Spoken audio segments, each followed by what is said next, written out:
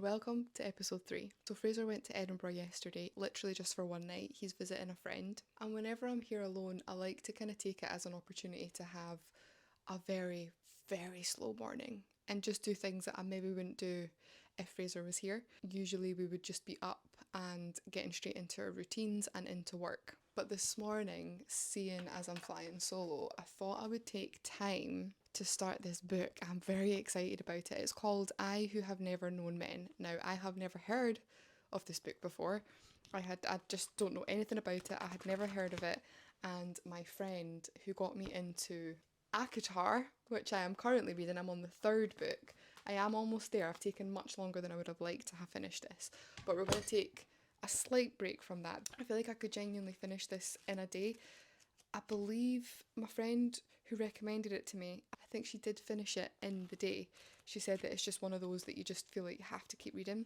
But anyway, the intrigue with this book is huge. I don't really know anything about it, which is really nice. I like that. I love that. I love going into a movie or a book not knowing anything about it. I think that's why I loved ACOTAR to begin with so much, because I had never read fantasy before. It was my gateway drug, people keep saying, into fantasy, because I want to continue reading fantasy.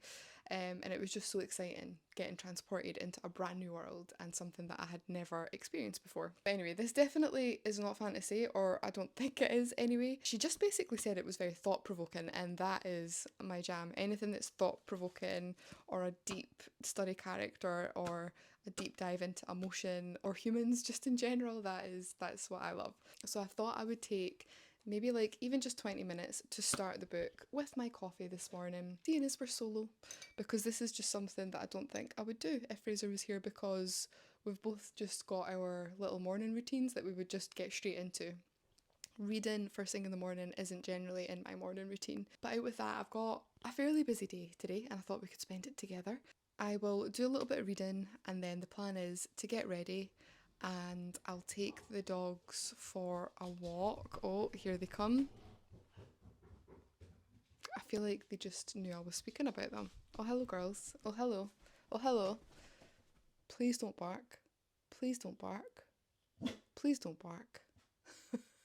But yeah, so the plan is read, get ready, take dogs a walk, and then I've got a couple of work things to do. So the first thing I have to do is we've got a changeover in our cabin that we rent out as a holiday let. That's quite exciting. I feel like, have I ever done a tour of our tiny home on here? I can't remember, but basically, just really quickly, when we bought our house, Fraser built a separate little tiny home with the plans of renting it out to make an income for living so rurally. So he built a tiny home, which is phenomenal. It's so glorious. And it's the reason why our house still doesn't look the best, because all of our money and our energy went on to building that, and it looks phenomenal. So I'm excited to give you a little mini tour of that. But yeah, so I need to do a changeover. We've got guests checking out, guests checking in. We'll give you a little tour and show you what that's all about. That does make up quite a lot of my work, because I generally do maybe like 4 to 5 changeovers a week, depending on how busy it is. But it's nice, I like it, it's quite a joy to do because it's a lovely space. And then after that, I have got a few galleries backed up for my photography work, so I'm working on a really lovely gallery at the moment. It was a girl's graduation, which was a new one for me. I've never ever done a photo shoot to celebrate someone's graduation, so that was lovely. But first we're going to see what this book is all about, and I'm excited. What a luxury. It feels so nice to be reading in the morning on a Monday morning. Like, what? I did have to wake up early specifically to do this, but why not start the day doing something that brings you joy? Hey girls, what brings you joy? Playing with your toys on my bed. Yes, that's what brings you joy.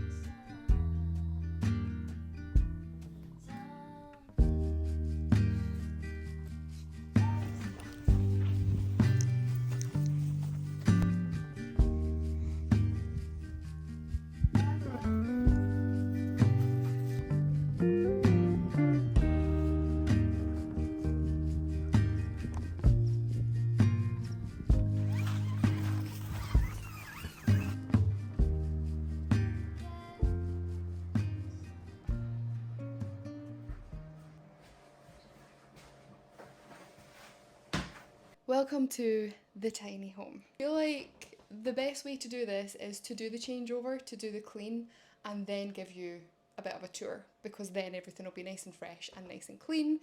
Our gorgeous, gorgeous guests that have just left have left it in the greatest shape ever. I feel like it's going to be a very easy changeover. But yeah, let's get to cleaning, and then I'll show you around properly. Listen for me in a violin. Listen for me when the knife is turning. Listen to me when the world is burning. Babe, would you listen for me? Listen for me in a crowded street. Listen for me in a winning streak. Listen for me when you're at your peak.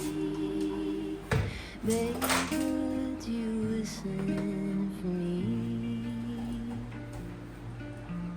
Listen for me in a child's power. Listen for me in a golden hour. Listen for me.